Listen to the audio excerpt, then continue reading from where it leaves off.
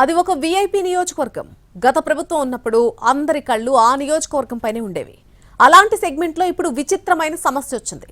ప్రభుత్వ పథకాలు లబ్ధిదారులకు దగ్గరకొచ్చినా ఆ సహాయాన్ని అందించే చేతుల కోసం ప్రజలు ఎదురు చూస్తున్నారు. ఒకటి కాదు రెండు కాదు 6 నెలలుగా అధికారుల చుట్టూ కాళ్లరిగేలా తిరిగినా కనికరించేవారు లేరు. ఇందుకు ఏంటా నియోజకవర్గం, ఆ ప్రజలకు వచ్చిన సమస్య ఏంటి?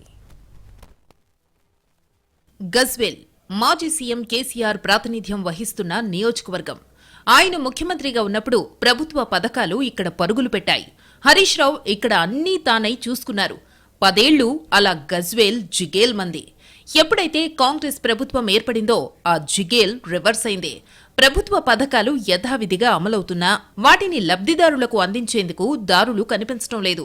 దీనికి ప్రధాన కారణం ప్రోటోకాల్ సమస్య. అధికారంలో కాంగ్రెస్ ఉండడం, గజ్వేల్ ఎమ్మెల్యేగా కేసీఆర్ ఉండడం, అటు మెదక్ ఎంపీగా బీజేపీ ఎంపీ రఘునందన్ రావు ఉండడం, వరసి ఏ ప్రభుత్వ కార్యక్రమం చెయ్యాలన్నా లబ్ధిదారులకు పథకాలు అందించాలన్నా ప్రోటోకాల్ అడ్డంకిగా మారింది.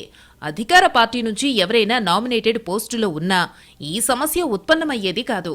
ఎమ్మెల్యేగా కేసీఆర్ తన నియోజకవర్గంలో పర్యటించకపోవడంతో కళ్యాణలక్ష్మి, షాదీ ముబారక్ చెక్కుల కోసం ఎదురుచూపులు తప్పటం లేదు. 6 నెలల క్రితం మంజూరైనా ఇప్పటికీ చెక్కులు డివిజన్ కార్యాలయంలోనే మూలుగుతున్నాయి. సుమారు 1000 చెక్కులు అక్కడే ఉండడంతో లబ్ధిదారులు దిక్కుతోచని స్థితిలో పడ్డారు. వారంతా కార్యాలయాల చుట్టూ చెప్పులరిగేలా తిరుగుతున్నారు. అయినా అధికారుల నుంచి ఎటువంటి స్పందన లేదు. దాంతో అసలు చెక్కులు వస్తాయా రావా అనే సందేహంలో పడ్డారు.